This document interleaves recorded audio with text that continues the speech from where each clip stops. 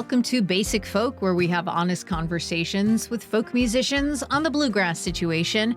It's Cindy House. Hello. Hi. I host this podcast, and it is so nice to have you here. Okay, before we get into our guests today, Joe Henry and Mark Erelli, let's talk about ways to stay in touch with this little folk podcast. You can sign up for our newsletter at the link in the show notes or at basicfolk.com. It's a once-a-month newsletter that we send out that lets you know who's coming on the podcast, who's been on recently, and what we think about everything. That is the best way to stay in touch with us. You can also follow us on social media at Basic Folk Pod, Instagram, Facebook, YouTube. I don't know if we'll be on TikTok anymore, but we're on TikTok if you want to give us a follow there. You can also become a contributing member and help pay for the podcast, pay for your listening. Doesn't take a lot to make a difference and all that. You can make a contribution at the link in the show notes or go to basicfolk.com/donate. Happy March. Hope everything's going all right. This is like the worst part of the year, I think. Especially if you're living in the winter times, because you've just had it. I've had it. I am ready to not be in the winter anymore. But we're muddling through. Just get yourself the right gear and keep on keeping on it. Make sure you go outside. That's very helpful. And maybe take a break from the news for a little while. Okay, let's get into the show today. Joe Henry has released 15 studio albums, apprenticed for legendary producer T Bone Burnett before he was T Bone Burnett. And in turn, Joe has produced many other musicians' albums on his own, including 3 Grammy Award-winning albums for Solomon Burke, Carolina Chocolate Drops, and Ramblin Jack Elliott. He's co-written a few songs as well, including a couple with his sister-in-law, who happens to be the one and only legendary pop icon, Madonna. His latest is Life and Time, a collaboration with songwriter Mike Reid, who has written many wonderful songs like I Can't Make You Love Me, one of Bonnie Raitt's most successful and beloved songs. In recent years, Joe has struck up a friendship with our bestie, Mark Erelli. Mark's been on Basic Folk 10,000 times, and in honor of his new record, Spring Green, we invited him to do whatever he wanted on this appearance for the pod. Mark chose to be in conversation with his friend Joe Henry on location in Joe's beautiful studio located north of Portland on the coast of Maine. In 2020, Mark was diagnosed with retinitis pigmentosa, or RP, which is causing him to slowly go blind. Joe was diagnosed with stage 4 prostate cancer in 2018 and was told he only had months to live. In 2026, his cancer is in remission and his health has improved.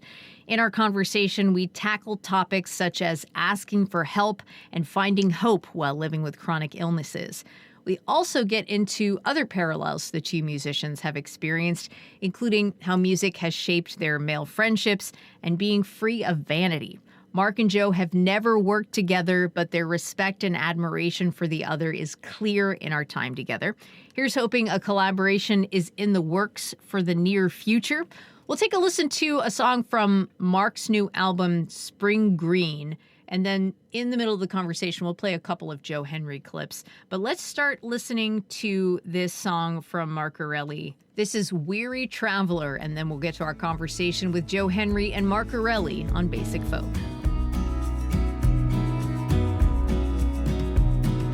Wood smoke and a golden light from a cabin window on a winter night. Fire blazing in a hearth of stone to chase the chill from your tired bones. Weary traveler, elsewhere bound, lay down and take your rest.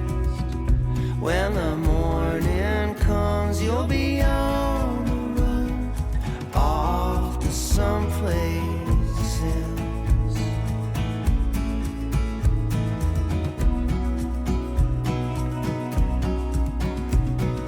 Come on in, out of the cold, sit right down, let me take your coat. There's room for another. The table is set, let's Just pour the wine, break the bread. Weary traveler, elsewhere bound, lay down and take your rest. When the morning comes, you'll be on the run, off to some places.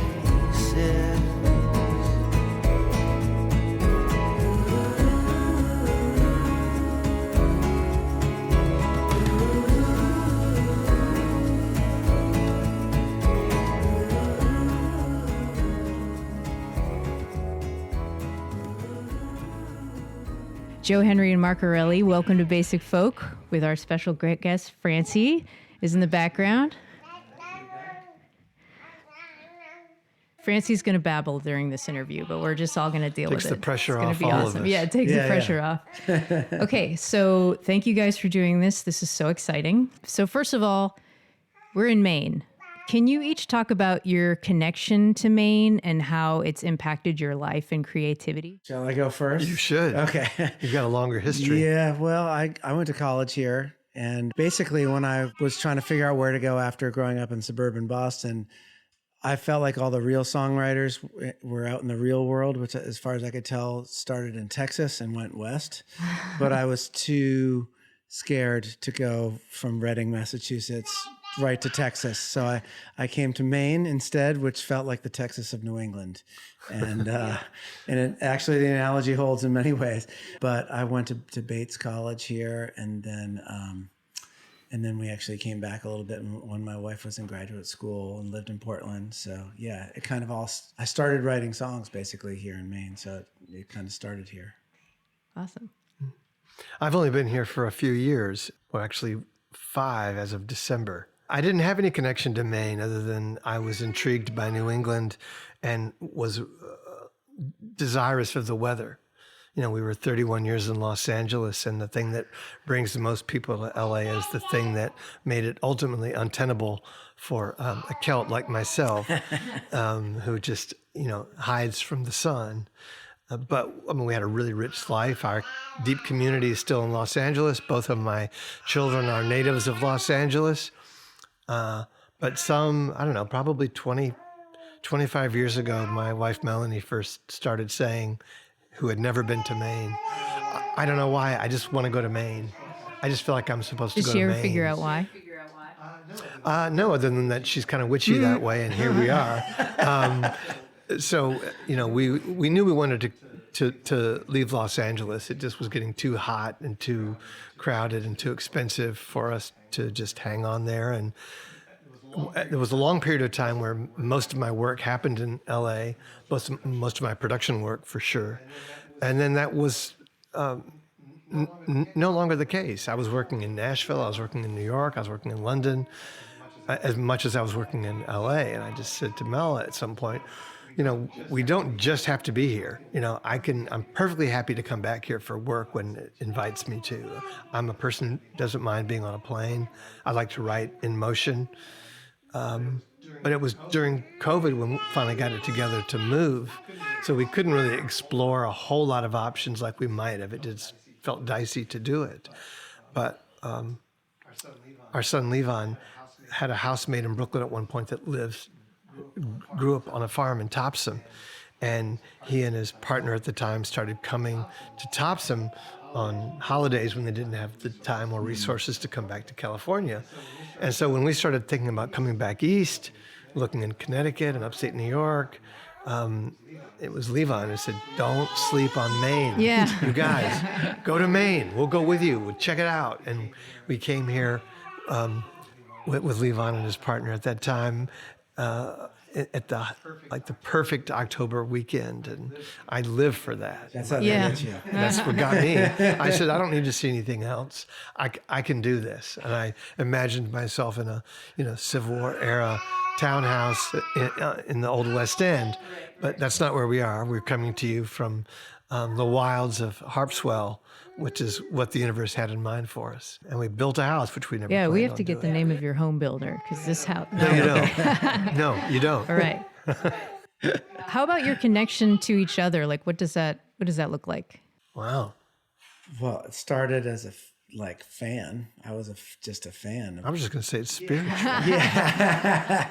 Well, moved from fandom to spiritual, I think, for me. I actually, it was a DJ from the local community that had a show on the Bates College radio station that turned me on to one of Joe's, earlier records. And so that was when you were first on my radar. And then I think I kind of maybe fell out of touch for a little bit of while with his music. And then I reconnected over his production of the Solomon Burke record, Don't Give Up on Me. And So it started in the 90s and now we're in like 2002. Yeah, we've been friends for, more than since the last century, I guess. Yeah, Wow. the last century. I mean, my memory is that we were likely ushered into each other's proximity by Rose Cousins, probably. Yeah. She might be the first person that mentioned your name to me. Interesting. Yeah. Yeah, I was in Canada. I remember at a festival. At a festival, which is where I met her. Yeah. So I think it was that same weekend. I don't know if it was Calgary or Winnipeg or... Yeah, or Edmonton or one of them. One of them. One of those One of those beautiful great- gatherings where I just felt like I fell into the embrace of a number of people who are close to Rose. And she's become one of my closest friends in life. And so kind of anybody that is connected to her, I have an immediate kind of open attitude about. Open door policy. I do. Yeah. And if they don't transgress, they're in. Right. Phew. I hear that you're both early risers and often early texters to each other. What is it about the morning that appeals to you? Well, I mean, for me, it started happening to me before I was planning for it to happen. I was kind of in the midst of a new and fairly dire moment in my life, health-wise, and found myself waking up at 4:30, 5 in the morning, and realizing that if I got myself up and if I could slip out of our bedroom without waking up Melanie, and I could sit out in the front room and start writing anything, poem, song, whatever fragment it might be, that my entry point on the day was really, really different. My attitude about where I was in my life and what was possible was really different. And then I heard Toni Morrison say, well, any serious writer is up before the sun. And I thought that's enough for me. I like to think of myself as a serious writer. And now I just find it a really kind of extraordinarily productive time, where I used to believe that all the good shit happened in the late night hours. It dovetailed into my recognition that when my kids were really young and I was getting up really early out of necessity and got them out of the door off to school, that it was in fact a really, really good time for me to be at work. And now when I get up, 4:30, something like that, routinely, there's a number of hours that I get alone in the day before I'm using up what feels like real, this is not really even on the books yet. This is a whole bonus period of time. And I just have a real different perspective. And I just feel like I'm really free as a writer at that time of the day. Oh, that's so fun to hear. Yeah. I mean, I guess I've always been a morning person. I used to get up. My grandfather lived with us when I was growing up, and I used to get up at like 5 and go up to his little in-law apartment, and I used to watch the Adam West Batman reruns and wait for him to get up, and we would have cereal together. And then when I started to become a musician, I was really nervous about this morning person thing because, most of your work happens at night, and I'd never been great at night. And so I had to really try to adjust, but it was very counter to my nature. And then I think it was during the pandemic. I'd like to say I was getting up early to write. Really, what was happening was I would get up around the same time, around 4:30, and I would just stress hard for like two or 3 hours till everyone else got up. And then I would tell myself, like, that's your stress for the day. Like, now you have to be like homeschooling dad, and you have to learn how to bake bread. You got to do all this stuff, train the dog. And, but it was kind of like dark night of the soul, but in the morning. And And then, anytime you're talking about the dark night of the soul, that involves social media. And eventually I would maybe post on social media early. And then, of course, you'd see the little thing and I'd be like, Joe Henry just liked my tweet at 5 a.m. And it took a few months, but eventually I just texted him one day, maybe around 6 a.m. I was like, you up? And he came right back. Yeah. And then it started. Wow. Yeah. I used to host a morning show, and I'm not a morning person. Yeah. And it is funny when you see, this was back in the era where people would use G-Chat. Yeah. And I would see oh, who's online? G-Chat. Yeah. And then, those people became your best friends. Yeah. So Ireland, Mark has just returned from the first tour he's done in Ireland. And Joe, you have a strong connection to the country. And this might also be a long meandering answer, but please, what are both of your histories with Ireland, experience playing music, and what have you found surprising about your time there? Well, my history, I didn't ever make it to Ireland until 2011 or 12. I could find out very easy by Googling when Seamus Heaney died, because I happened to have been in Dublin the night before he passed. And I was in the company of his closest friend, the poet Peter Fallon. And so up until that point, my connection to Ireland was just feeling spiritually, absolutely, from the time I was in my teens and would have discerned it. My bell really was rung by a lot of Irish music and a lot of Irish literature. So it was just this existed as this wild specter, and I didn't even understand how have I been touring in Europe all these years and have never gotten to Dublin. I guess that's what happens when you have a British booking agent. Just didn't take Ireland seriously. But I had produced a record for a woman who's become my really, really dear friend, Lisa Hannigan. And I thought when I got hired by Lisa, okay, I'm finally going to get to Ireland. But no, she wanted to record in Wales because she needed to get out of town, because she said everybody will stop by and we need to go somewhere remote. So we went to North Wales to record. But it was, on her coattails that finally brought me to Dublin for the first time. And I just got pulled into the embrace of her bandmates. I come out of a lot of production projects with deep friendships. It's never a guarantee, but more often than not in my life, I've emerged from what was just a brief 4 or 5 day recording project with friends that I know that I have for the rest of my life. And Lisa's certainly one of them. And I just my wife and I have an old dear friend from our New York days who's from Ireland, who somehow finagled me a writing residency at a small arts college on the west coast of Ireland in the fall of 2018. So I produced Rhiannon Giddens just serendipitously while I was there. So a lot of just kind of magical things have happened to me. Not all of them positive. Some of them have been quite spooky, but it's not like Ireland isn't known for that too. It's a longer story than I would tell you, but I did find myself one night sort of terrified about my health journey in John Prine's bathtub. And I took tremendous comfort in the fact that I was in John Prine's bathtub. Oh man, I wish I had anything to compare with that. But the first time I got to Ireland was 2019, summer 2019. I was playing in Josh Ritter's band, and Josh had been, met with some acclaim in Ireland early on, and it was kind of mythical amongst us singer-songwriters in the Boston area, oh yeah, Josh is a big star in Ireland. And I was like, really?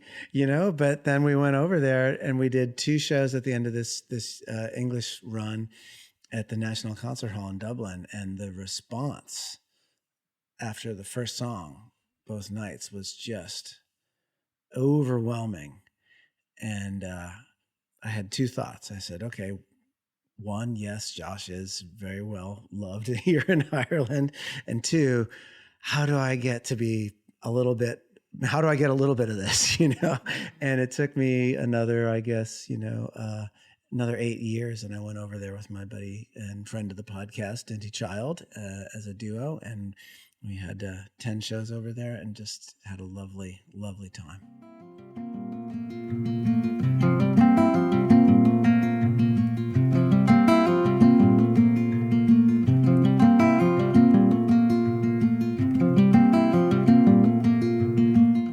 So another thing that you were talking about with you and Dinty going over to Ireland was that you were very open about how much Dinty was helping you, Mark, with driving and, booking things and just taking care of a lot of things due to your RP.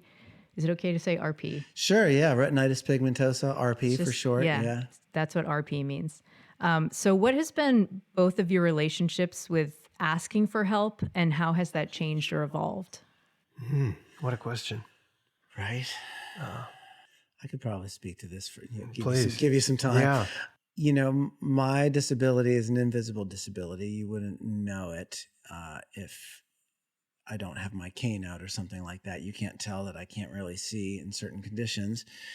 And so if I'm going to navigate a situation, either like literally navigate around a country or, metaphorically, I either have to just be all on my own and try to fumble through, or I have to be kind of brave enough to admit that there's some things that I can't do or that I need help with. And that was very hard for me at first. Like, I kind of take a lot of pride in kind of dealing with my own shit, like if it's something goes wrong, it's not going to be because I didn't take care of something that was within my control, and now there's just a lot less within my control. And so for me, it's been all about like leveraging or kind of relying a little bit more on the good friends that I surround myself with, both for not just for driving and navigation stuff, but also, kind of like spiritual, emotional kind of support too. And I would count Joe among that group, like people that I can reach out to if I'm feeling something that I don't know if I can carry on my own in that moment. And I don't have to explain, there's not a lot of extra context that needs to happen, and they get it. And Joe's one of those people that does that. So there is a bit of bravery that is required in asking for help. And I though I hesitate to use that word because I don't feel brave when I'm finally screw up the courage to ask somebody. But it's been my experience that, once you do, a new world opens up to you, and it's oftentimes a lot less frightening and challenging than you had envisioned it being. Well, I realized that, my answer to the question is that I have not learned well enough how to ask for the help I need. I also am fairly invisible with my illness. I mean, I have stage 4 prostate cancer, and I've had it for 7+ years. I was originally told I had 3 to 7 months to live, but I'm aware that I'm a bit of an outlier. I've survived really differently than most anybody that I am aware of, as far as people I've met, people I've talked to, even my own doctors. The 3 that I've had have all used the word outlier at some point or another. People meet me, they don't know that I'm walking around with something that I'm told is going to end my life ultimately. I'm not so sure, but I do know that it's hard for me to ask for help, because I'm sure that there's a psychological cascade of asking for help. It's telling myself that I need help, which is telling myself some story that I'm, losing some kind of ground that I possessed before. And I don't know at this moment that I don't need any extra help than I would normally need, other than the fact that I am now 65. I don't have limitations in my movement and what my work life asks of me. That's not always going to be true, and I'm keenly aware of that. And learning to ask for help with really small things, by its nature, has to come before being able to ask people for help for the really big things down the road. And I'm keenly aware of it. I don't know how well I'm doing with it. Mark also mentioned on the Ireland tour, Mark did a lot of great social media posts, by the way. Great fodder. That was my contribution. I couldn't drive. So. Right. So You mentioned the sense of friendship and brotherhood you felt with Dinty, the other musician that was on tour with you, Dinty Child. So how have each of you experienced male friendship thanks to music, and how has that changed your relationship to being a modern man? Well, my writing life has been, until the last few years, been incredibly solitary. My production life is very collaborative, and I've been really fortunate in a lot of my production life to have had really deep friendships with the largely, but by no means exclusively, male musicians with whom I work. I work with a lot of women as well, but I noticed things about a very particular group of male musicians that I grew to be close with in my years in Los Angeles. Very sensitive, caring, affectionate people. So once I realized that was kind of available to me, I just kind of stopped working with anybody that I didn't fit that description. I steered wide of, anytime somebody would say about so-and-so, he's kind of an asshole, but he's an unbelievable guitar player. I said, I'm not interested. There's a million mind-blowing guitar players walking around. There just are. I don't want to work with anybody anymore who I don't want to have a meal with, who I wouldn't be happy to be sitting next to on a plane or a train or in a long car ride somewhere. I don't want to work with anybody I don't want my family to be around. And as soon as I understood that, a lot of difficulty in my working life disappeared. Wow, I love that. I guess there's a lot of parallels there for me as well, though I think a lot of my deepest professional relationships, both at the start and even to this day, have been with female artists. People like Chris Delmhorst and Laurie McKenna. Chris gave me my first sideman job, and I'm still sideman with Laurie, So I've spent a lot of time traveling with female artists, even just as like a duo.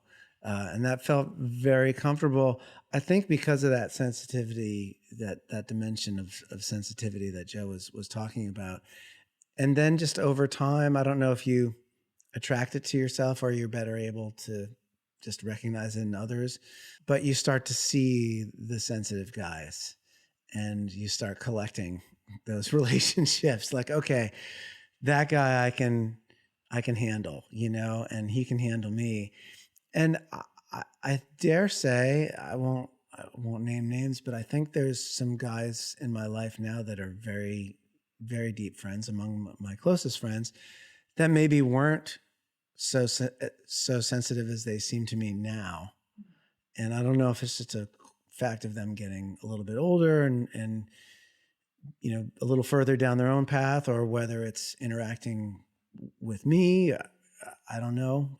I don't want to take credit for that, but I've definitely noticed people evolving. And then as they get more sensitive, I'm like, okay, now is the time, because it's like Joe said, there's just so many great musicians and great artists that are just truly wonderful people that you don't really have to put up with any of the BS from the ones that, don't want to treat people. I mean, in my studio life, at this point, I think it's true that I think a lot less about instrumentation than I think about just characters I want to populate, the room. Almost any time an artist comes to me, I sometimes produce a band that exists as a band, but more often than not, part of what I'm expected to do is cast a room. And I think a lot about what individual personalities, mean supportively through the course of a short, fairly intense project. Almost every record I make happens within 3 to 5 days. Pretty rare that I work on anything that goes longer than that. And I also recognize that it was a big reveal for me at the point when I became a parent, because I've had to say to a number of people that I was producing with in my early life, somebody, again, I like you, I don't need to name a name, but, somebody who just expected the fact that I was their producer meant that I was carving out all kinds of time to hang post-session. And there was just this expectation that when it didn't happen, management called me out on it. And I said, my family's not my hobby. I'm the first person in the studio when when the day starts. I'm the last person who walks out. Your client's not entitled to more than that, for me. And if they have a problem with it, they should talk to me. But I'm giving them all that I have. That does not mean everything that I am. And I just started to notice people who respected the fact that my family was a big part of decisions I made about the way that I operated when I recorded. I don't start sessions at 2 or 3 or 4 in the afternoon. I get up at 4. My best hours are behind me if we're starting at 5 in the evening. Like, I've worked with some people who that's what they prefer, and that's been a tough wrangle for me. Finding people who respected the life that I was leading that allowed music to happen, not just, the music work itself. Guys, this is some good dirt that we're collecting here. Okay, fair warning, this question is half a page and it includes a Thomas Merton quote. Oh, I love Thomas Merton. I'm ready for you. Okay. So Mark's new record, Spring Green, Mark, you shared, I wanted to release myself from the impulse to showcase all the different musical things I'm capable of doing and focused instead on simply being. Awesome. Record sounds so good. Joe, you were on the podcast On Being, and you were discussing this Thomas Merton quote. If you write for God, you will reach many men and bring them joy. If you write for men, you may make some money and you may give someone a little joy, and you may make a noise in the world for a little while. If you write for yourself, you can read what you yourself have written, and after 10 minutes, you will be so disgusted that you will wish that you were dead. So that's from Seeds of Contemplation from Thomas Merton. So you explained of that quote that the intention of writing for all mankind or writing for God is to free yourself of your own vanity and the idea of having everything have to reflect back on yourself. Here's the question. Who have you guys written for and made music for? How has that evolved? And what does it feel like to finally, it sounds like, Mark, you're right there with Joe on this one, finally free yourself of your own vanity? Oh, wow. That's a big one. There's a lot of question in there. That's an amazing quote. It's so good. Yeah, it is. And I read it when I was quite young. I mean, I read it in my teens. I mean, to finally get to the point when you are writing, free of ego. And I mean the original, not the way that people normally mean ego when they say it in a conversation, but what it actually means, that everything is revolving, how does everything exist in relation to me? I'm considering everything based on how it is in relationship to me. I've just never thought like that as a writer. I never set out, I set out to deliberately not write songs rooted in autobiography. I was brushed back by people that I thought were doing that. I thought I haven't lived enough of a life to make that the basis for everything that I'm doing. I'm so much less interested in self-expression and so much more interested in discovery. And once I had that phrase for myself and understood that, I felt really liberated, to do consciously what I had been doing sort of unconsciously for a long time. I knew that I wasn't writing about myself, even though after the fact I could see myself in things that I had written, but I knew that's not what I was consciously reaching for at the time I was, in process. So, who am I writing for? I'm writing for kind of an imagined, community of which my job is to try to be a connector where I can. Just like, somebody's job is to fix my shoes, and my job is to be some kind of custodian to community. And the way that I think almost every creative endeavor is hardwired to be, whether we're aware of it or not. In contrast to kind of what Joe was saying there about the artists that you were gravitating towards, I think I actually gravitated towards some of those, I don't know if you'd call them, I hate this word confessional songwriters, but, people have thrown that tag around to, Joni Mitchell and Jackson Browne, and Jackson Browne's kind of like the big one for me.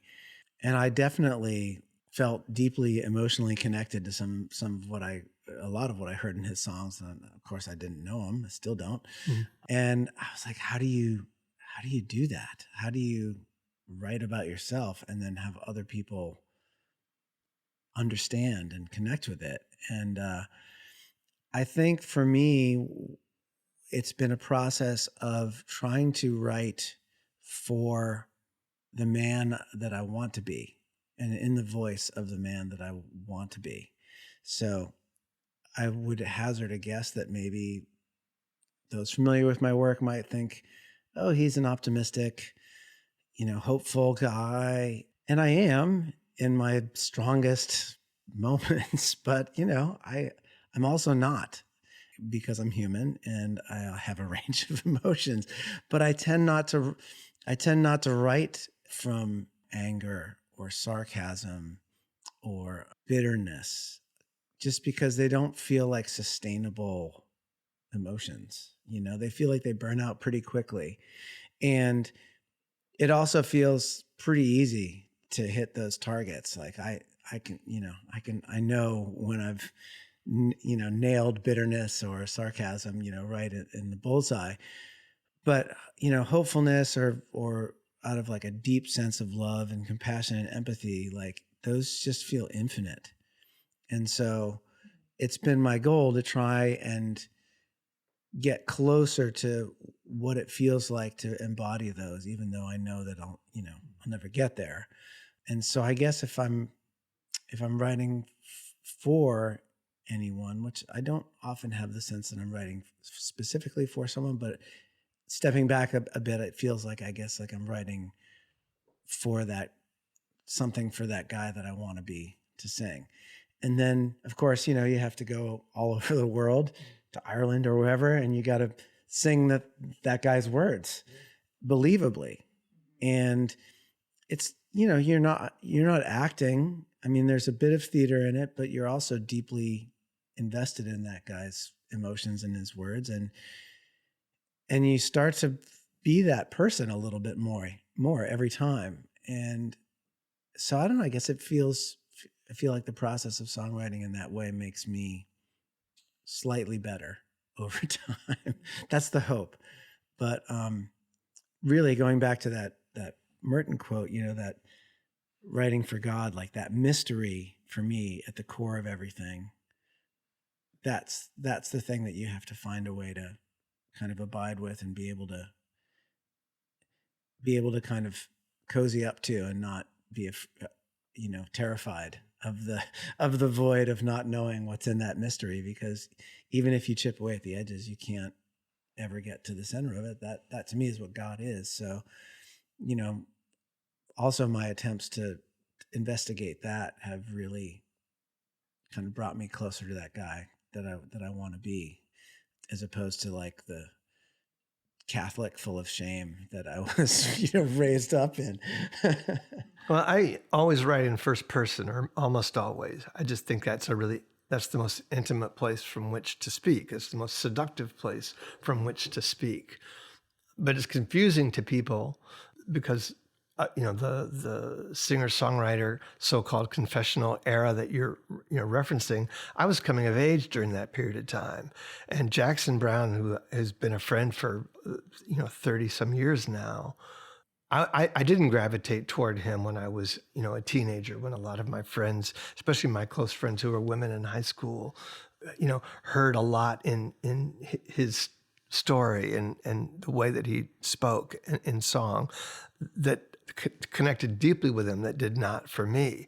The light kind of went on for me with him later, even though I was aware that what's working about what he's doing, I don't know how to do that. I don't, even though I'm speaking I, and it's confounding to people sometimes that if you say I and then you tell them later that I don't mean me myself. I'm in a character. But I notice that when I, even when I see myself in things that I'm writing, the I that speaks in the songs has a lot, much more courageous than I am as an actual person. Their spirituality lives in more extremes, than I see myself, both in elation and devastation, as far as a relationship to, any sense of a creator. I noticed a lot of things about that consistent voice that I know where it converges with who I recognize myself to be, and I know where it really divides and peels away from, the person that I think that I am. I like that person. I like that person's vulnerability, that character's vulnerability, and their willingness to give it up. I know that that's only part of, who I am. Yeah, that answer, we had to give you an answer commensurate with the length of the question. Yes, of course. It's interesting to think you only sing in the perspective of I. And it made me wonder, does Randy Newman sing in the perspective of I? Because he has. Yes. Yeah, he does. Yeah. And he happened to me when I was 13, and nobody, with the exception of a possible exception of Bob Dylan, had a bigger impact on the songwriter that I became than he did. And for that exact reason, I heard him at 13. I bought Good Old Boys. It was a brand new record when I bought it. And I don't know how, I understood completely instinctively that he was not, like as Rimbaud said, I is another.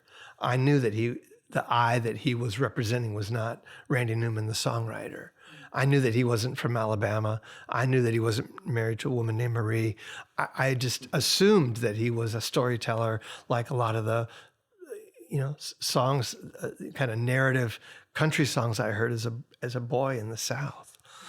Connected to, a lot of that tradition. But he was also deeply invested in the American songbook and theater and film music. I loved film even as a young boy. So he was remains an enormous character for me.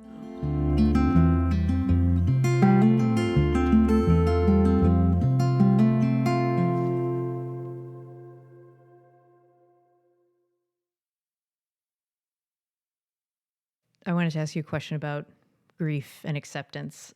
So both of you, we talked about, are living with chronic conditions, Mark with RP, Joe with stage 4 prostate cancer. It seems like you've both been on this journey of grief to acceptance and maybe even hope. Pulled that right from your album bio, Mark. What does that look like for each of you? I'll just say right off the bat that the person, aside from my family and my wife, the person that helped me make sense of a lot of that is doing this podcast with me today. And it's not me. Yeah, when I asked Joe if he would write, if you would write the liner notes essay for Lay Your Darkness Down, which was my previous studio record where I kind of was dealing with my diagnosis kind of head on. The thing that you wrote, I almost couldn't believe that was about me and my work. I thought, I think, did he get the wrong file or something that I said? Can this really be the mission that I was engaged in? And can this really be what I have accomplished with this music? And I realized right then, one of the things that you wrote was one of the greatest gifts, and one of the things we most want, and one of the greatest gifts we can give another person is the gift of them feeling seen. And, at a time when you were literally told you were losing that sense of sight, the stuff that goes through your head, among many things, is if I can't see, not only will I not be able to see others, but will I be able to see myself? And, Joe's essay showed me that, that yes, you can see yourself in the work, and other people can see you in the work as well. And, it was just, it took the edge off of the grief for me, and there were a lot of other things that I was engaged in at the time to try and pull out of that nosedive. Yeah, just the kindness that that was invested in the heart that was invested in that essay. I've thanked you many times for that, but I'll do it again. You are so welcome, and I'm you touched enough. that you would share that. I mean, for me, grief has been really a moving target. I don't feel like I've got a good handle on it. Some days better than others. But I'm a person who did not grow up in grief. My wife is a person who grew up in grief. She lost her mom when she was 18 months old, grew up in a house of kind of rampant addiction and all manner of emotional and physical violence. And I did not. I grew up, I was raised by the most loving, supportive parents, even when they didn't understand how I was going to do what I said I was set on doing. They didn't know how to do anything but support me and encourage it. That was just the luck of that draw, that I grew up like that. Not to say I didn't have some trauma in my upbringing. We moved a lot when I was young. That was deeply traumatic for me. We moved from the South to the Midwest right when I was starting fourth grade, for example, and I was really a target to be bullied. I was very small. I was really sensitive. I had a Southern accent. I had a stutter, things that just made me a real target. So I kind of retreated into music. That was kind of just where I went. That's just the well that I ran to. But the fact that I grew up as loved and supported as I knew myself to be, I think I was really blindsided by the grief that followed my cancer diagnosis, and partly because I didn't know that that's what it was. I didn't know that this was like an anticipatory. I mean, not just an anticipation of greater grief later, but the grief of just, okay, now I got to wear this around. How do you keep living life and living robustly and having to wear this, first thought in the morning, last thought at night, what you assume everybody thinks about you when they talk about you, if they talk about you at all. I didn't know what to do with any of that. I'm still trying to figure that out. And some days I'm much more evolved in that direction than other days. And our access to hope is intrinsically connected to our ability to love ourselves through whatever our grief might be. Forgive ourselves. What does Maya Angelou say? Forgive ourselves for what we didn't know before we knew it.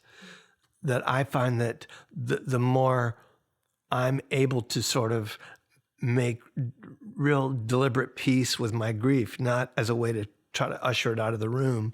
It lives here. It knows how. But when I'm the most able to just feel like, my goal is to live into the experience of this life, whatever it is, I automatically feel more hopeful by making that connection. I wouldn't have known that if I hadn't have felt it as a fact of my existence. Yeah, I mean, God, that's so beautiful, so beautiful, and it brings to mind this other dimension of grief that I've experienced.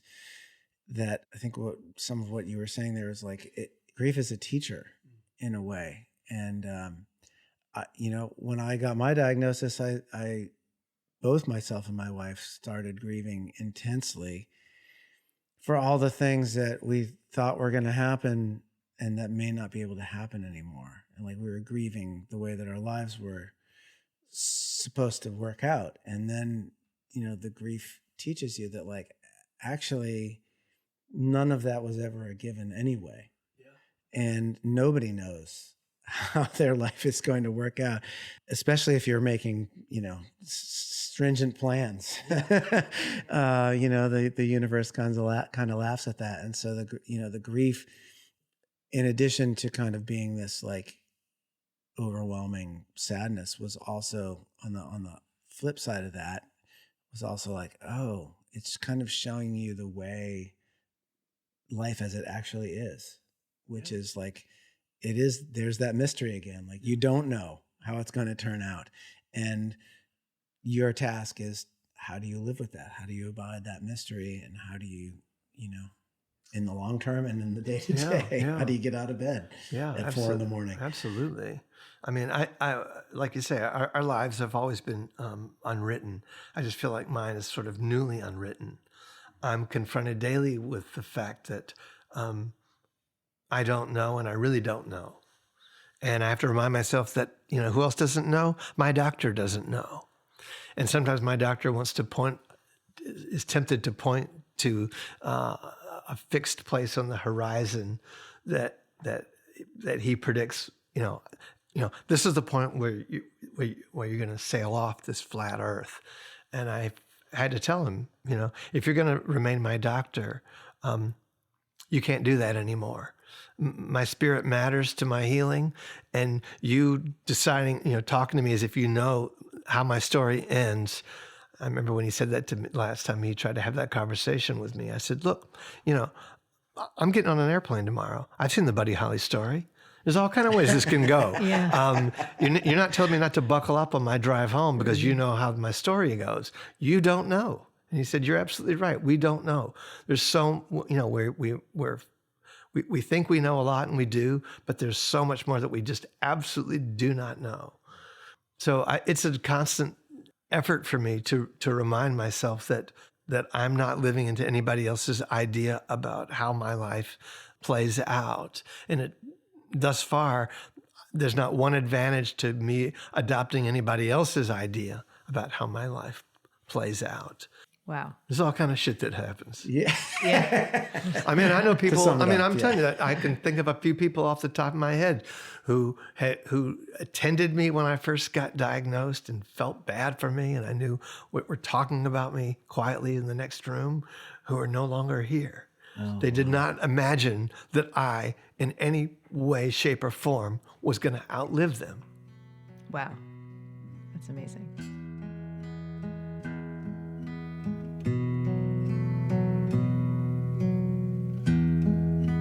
There goes the sun descending.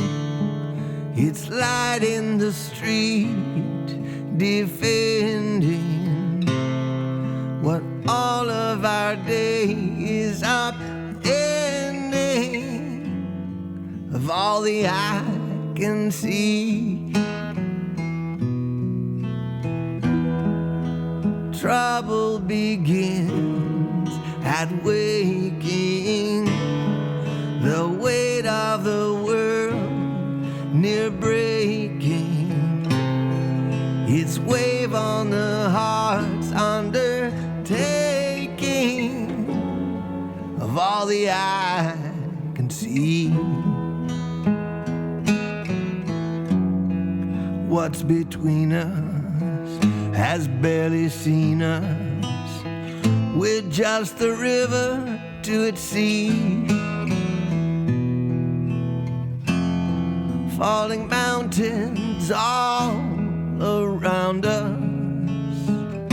Still you keep your peace with me.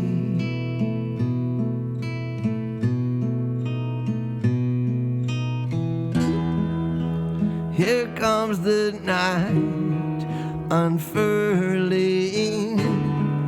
Its torn holy flag still burning at borders that bleed until blurring all the eye can see.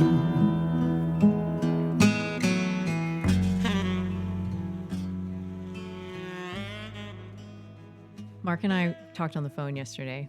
We were talking about you. He was recounting a conversation that he had with you, Joe, about quote unquote failed records, and how Mark had always used like a certain yardstick as a measure of success. Like, does it register? And I'm putting words in your mouth here, Mark, so correct me if I'm wrong. Like, does it register with critics, with audiences? Did I make $1 million? Did I get, a lot of awards?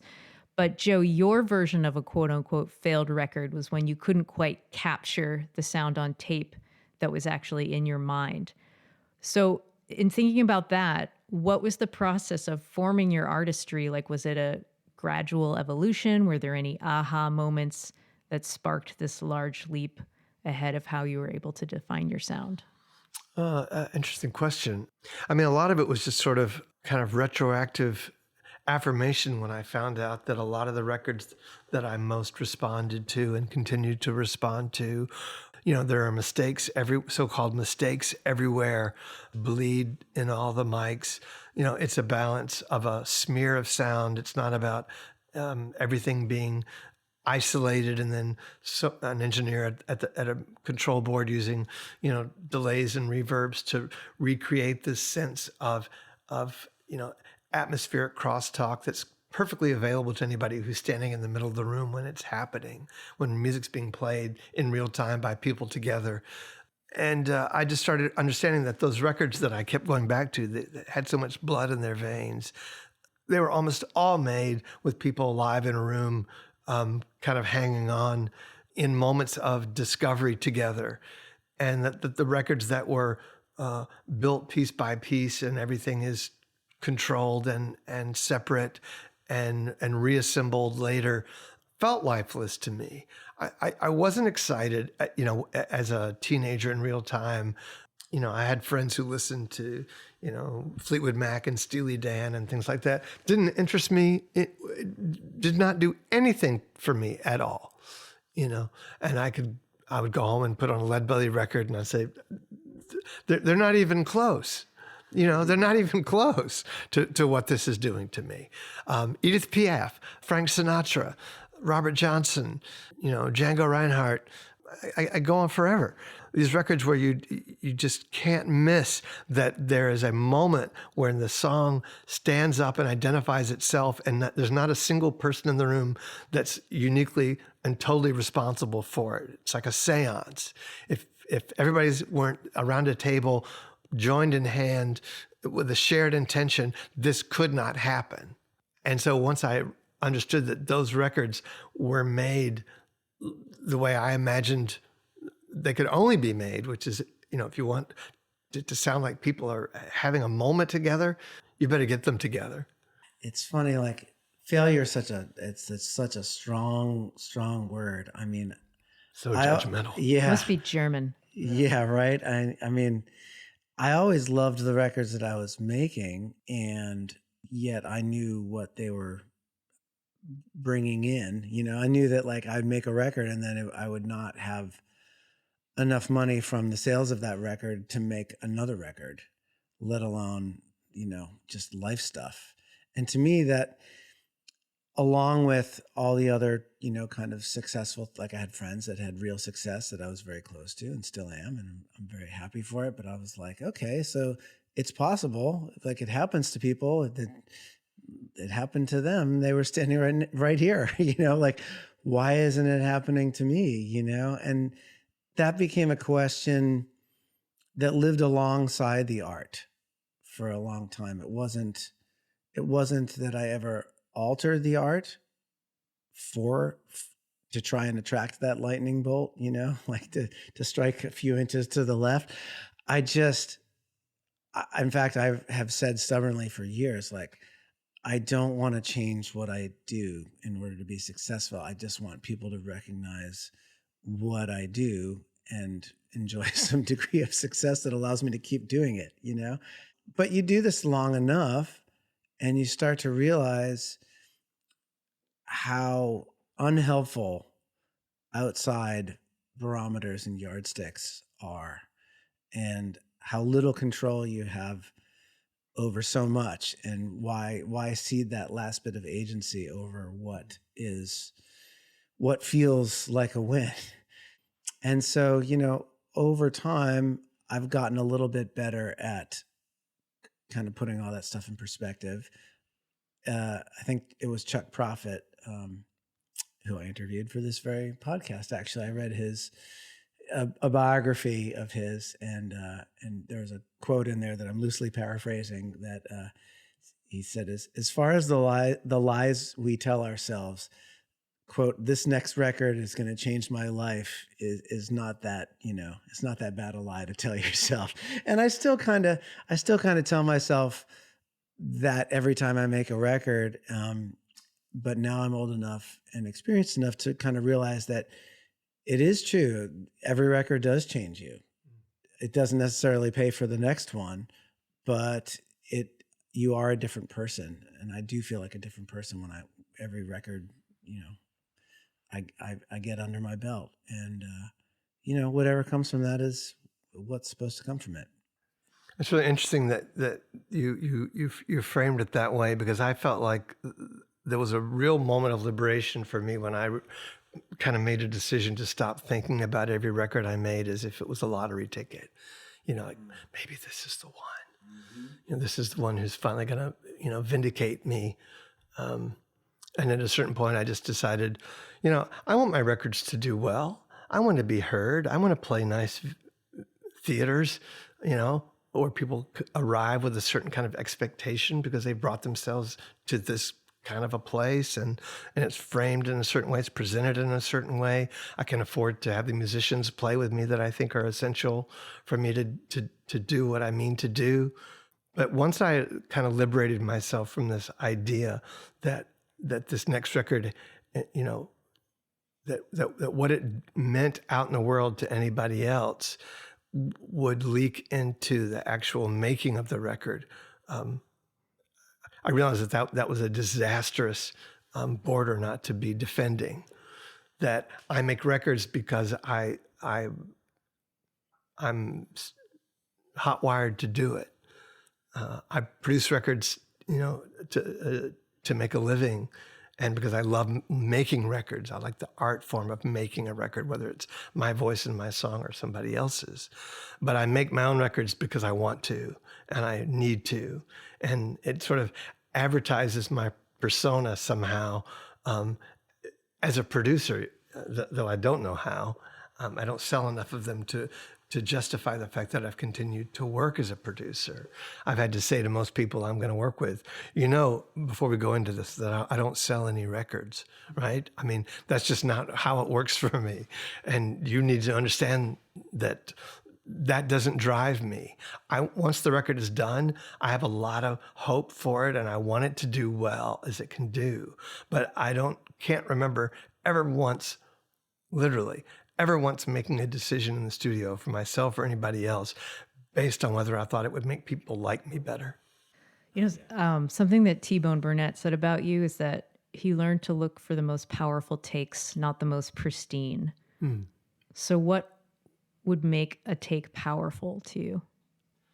That I was desperate to hear it again. There wasn't just something that we listened to and started talking about and got as involved in talking about it as we would be in actively, playing it again or listening back. And as a producer, I almost never play on anything that I'm working on because I think my job is to be completely hands-free, so that when a song happens in real time in the room, I stand there as a proxy for whatever audience this music might ever have. It's like somebody has to stand here as a litmus to whether or not this experience was moving when it happened. And when I listen to it, and I just like, God, we got to, let's hear that again. And I know that something about it's changed the course of my blood and my body. There's just a vibration. Desperate is a really good. Yeah. Desperation is such a good word. I think we're talking about the same thing here, but I'm maybe going to use slightly different language. And I just had this experience making Spring Green. The first day we were in the studio, you're usually taking a little bit longer to set up, you're getting your sounds, and oftentimes that first day is not super productive in terms of like the number of songs you get because you just had to spend all that time setting up.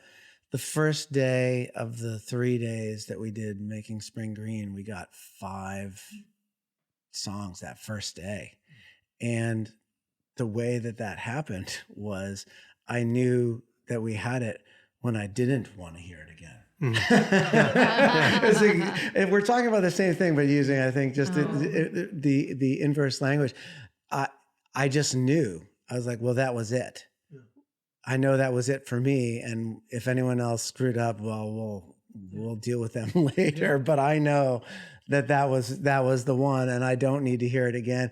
And actually, the second day when we came back, my buddy Zach Hickman, and who would generously let me in as a co-producer on this one.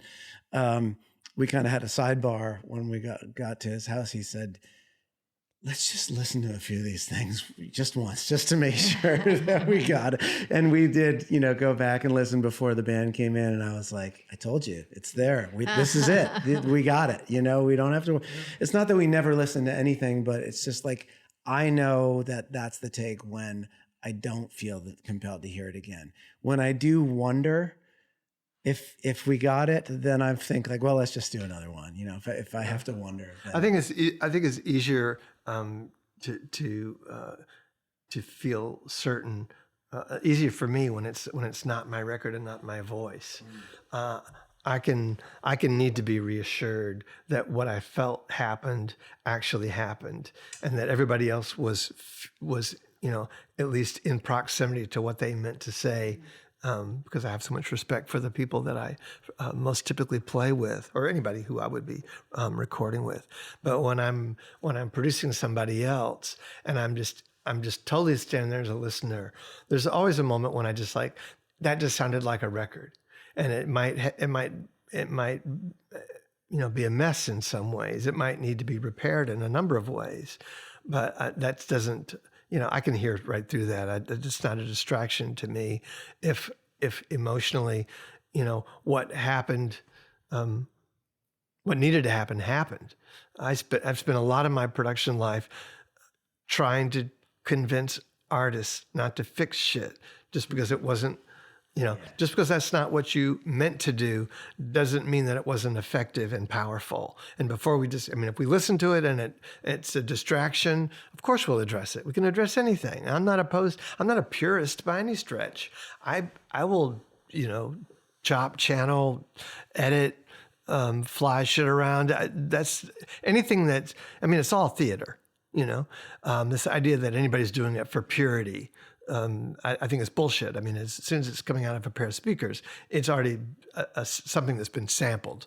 Alan Lomax was sampling Leadbelly. We listened to an electronic representation of a frequency that puts Leadbelly in mind. That that's not him. This idea that this song just stood up like a living thing and told us who it was and where it lived, and we might have thought 2 takes ago that it was a really, really different character, but it has enough character now that it's telling us what it needs and what it, how we serve it.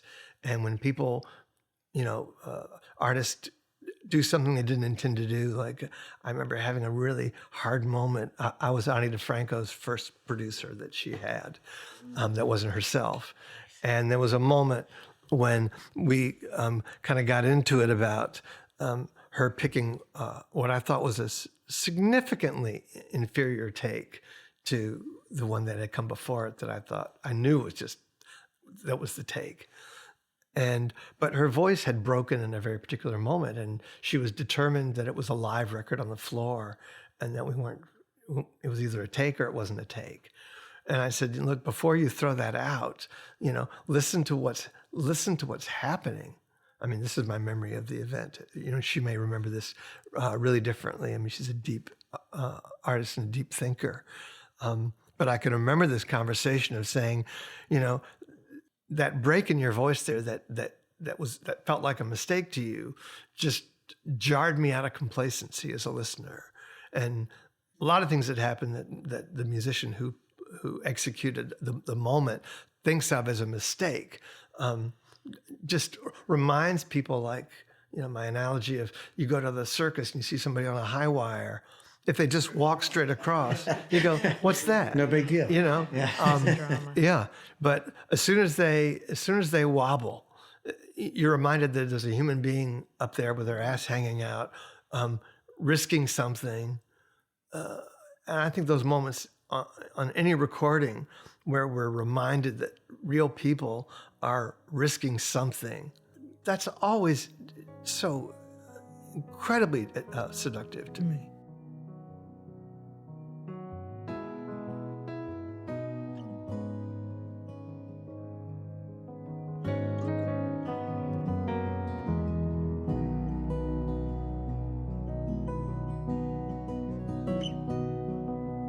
I went north when trouble came. Thought it stayed behind. Working my way through Michigan. Finally crossed the line. I made my peace with solitude as years pushed on and by. But held your face as grace itself upon my life and time, upon my life and time.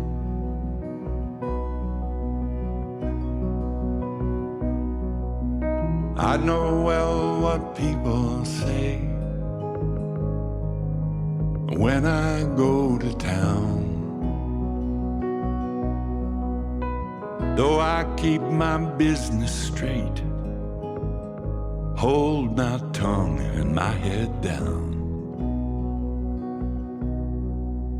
Moving like the ghost that I've become within my mind,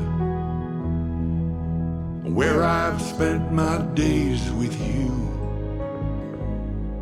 throughout my life and time, throughout this life and time. Do you guys have one more question in you? And then we'll do Sure. the lightning round. The question is, do you? Yeah. Yes. Okay. So this was another Mark Erelli special. He gave me this idea. We were talking about you again, Joe. So your latest record, Life and Time, is a duo record with songwriter Mike Reid. So this was it's my understanding, because this is what I read on the internet, that this was your first recording and writing sessions together after you met at Rodney Crowell's songwriting camp. Does this sound true to you? Yeah, Okay. it does sound true. So Mark and I were talking about how trust must have played a huge role in this project. So not only did you trust the lyrics to Mike's sense of melody and song structure, but also Mike's voice is delivering your lyrics. So when you met, other than like an appreciation for Mike's many hits, where did that sense of trust first originate from? And what was the spark that made you want to hand him the lyrics and go, do something with it? I'm laughing because the first thing that struck me is that he knew who I was. That went a long way to me. Like, we met and we just found ourselves in line together at the dining hall at Vanderbilt, where the songwriting camp was hosted, and which meant we got food together. We ended up sitting down together, and I of course knew who he was. I didn't think it never occurred to me that he would have a notion who I was.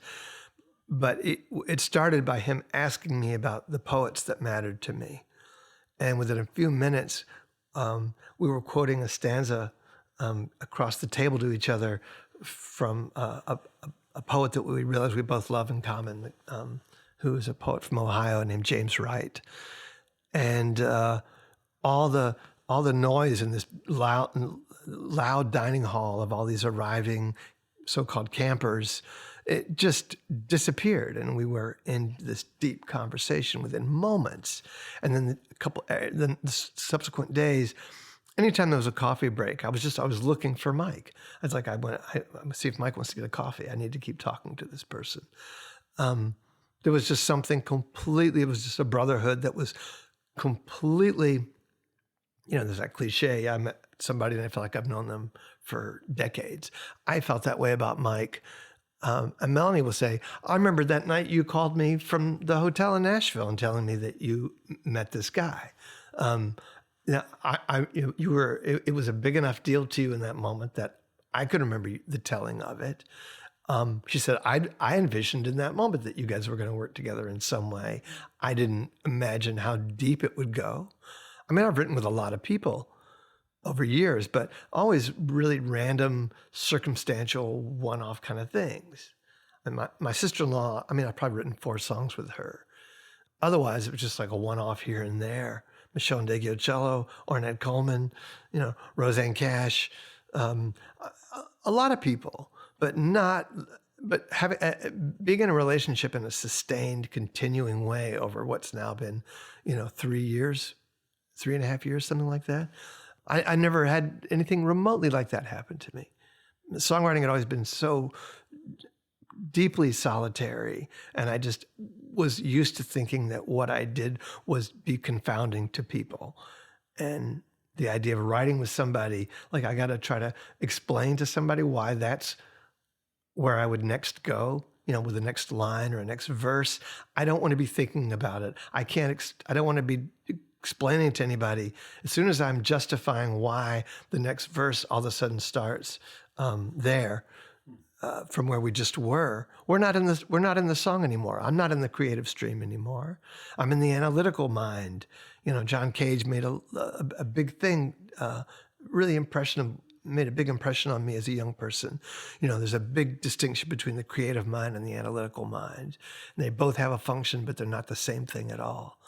And that first writing zone of just spooling off raw fabric, it's really easy for me, for whatever reason, to come back after the fact and take that raw fabric and tailor it into a pair of slacks that I can wear around. But I want to stay in that unknowing. I want to stay in that swept away place for as long as possible before I'm ever thinking about what anything might mean or how it serves me, or do I like it, or will anybody else like it? Because then you're not in the stream anymore. You're up on the bank, looking down at the water, talking about it, but you're not in it anymore. And I just want to stay in there as long as I possibly can. And that's largely true. What's the great Tom Waits quote? The way we do anything is the way we do everything. I live my life I trust my instincts, my internal knower. Every big decision I've ever made in my life was based, the biggest ones, who I married and what I do for a living, were not based on any reality that I could point to. They were both instinctive, immediate knowing in my person, in my body, that this is where my life was going to go. Not that it would be easy, but that's where it was going to go. So I just I've learned to trust my instinct that way, and Mike allowed me somehow to believe fully from the beginning that I could trust him, and I could hand something over and not need to try to drive where it was going to go. Even something that I wrote that I would really, really care deeply for, which with other people I might be really reluctant to hand that one over, because I can already hear where I want that one to go. And if they don't hear the same thing in it, I'm going to have a real hard time letting go of it. With Mike, I've never really felt that at all. And I've written some of my favorite things that I've ever written that I then handed off to Mike. That's so beautiful. I mean, that It just makes me want to talk about past lives and like how you probably were like twin brothers, like many, many times over.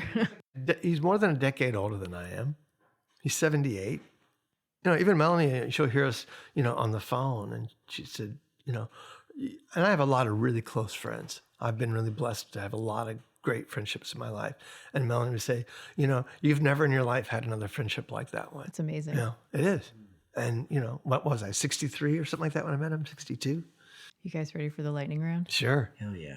Okay, we'll do both answer these questions I ask you. Okay.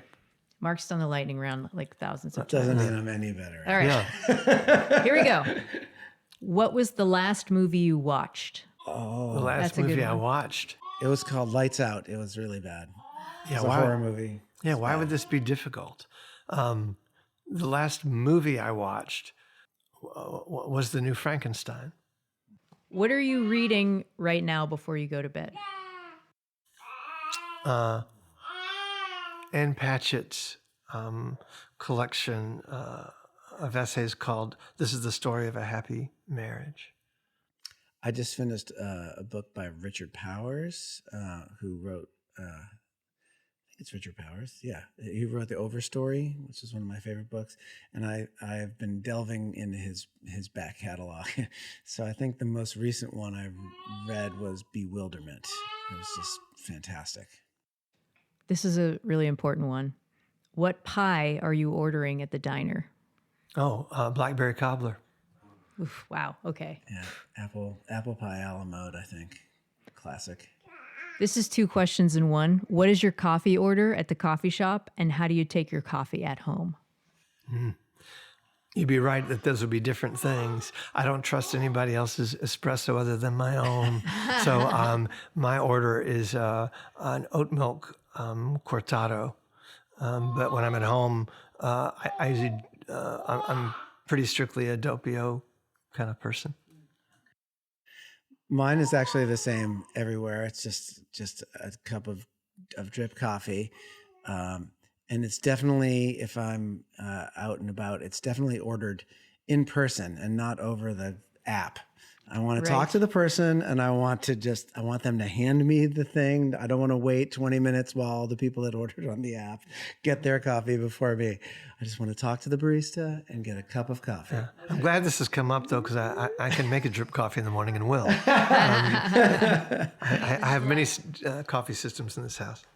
This is the last one. Hopefully one day we'll get a tour of all your coffee systems, because that sounds really fun, actually. So this is the last one. Who would you like, besides Francie, who would you like to go to dinner with? Who would I like to go to dinner with? I know. This is going to sound maybe canned, but our oldest son is in college now, and he's just making such leaps and bounds, learning about himself, learning about the world. I just feel like he's like a new kid every day, or more of an adult every day. So, and it's been a few weeks now. So I think I would like to see him and be like, "What's new?" Yeah. We're probably gonna have dinner tonight, so you should use someone else. Oh, yeah. Well, you did come. You did come spring to mind. Well, Who would you rather have dinner with, Joe? Randy Newman or Thomas Merton? oh well, Randy Newman. If I'm completely honest. I would pick Randy too. Yeah. I mean, what I love to, Joan Baez tells a fantastic story about Thomas Merton getting really drunk and wanting to follow her on the road when she went to meet him at Gethsemane in Lexington, Kentucky. And she said, like, he was really, like, she and her girlfriend went to see him and took him out into Lexington, I think, in that afternoon. And like, first thing he did was like eat like 2 cheeseburgers and have a beer.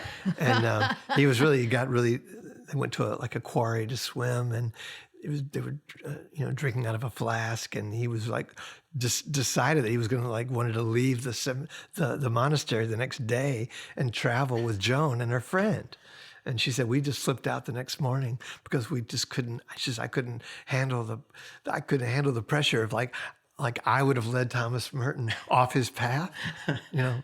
Anyway, I guess I also want to eat dinner with Joan Baez. Apparently, yeah, you do. But yeah, if I'm honest, I'd have a lot more sort of significant questions for Randy than I probably would for Thomas. Wasn't there like a story about how Randy Newman has to sit with his back facing the restaurant because his kid is like too embarrassed?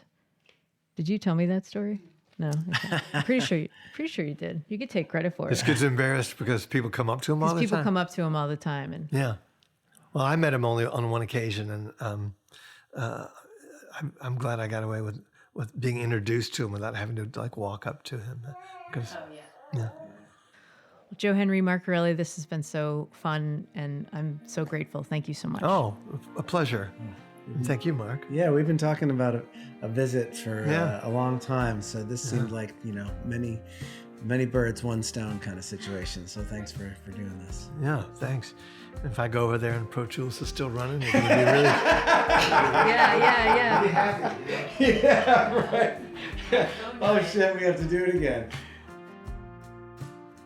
This episode of Basic Folk was produced by Anthony Cabrera. Dietrich Strauss composes our music. Andrea Weber is our street team leader. Basic Folk is a production of The Bluegrass Situation, or BGS. You can find all of our episodes there. You can check us out on the SiriusXM by searching for Basic Folk. You can go and find us on folkalley.com or Folk Alley's mobile app. You can also listen to us at basicfolk.com, or you can listen wherever you get your shows.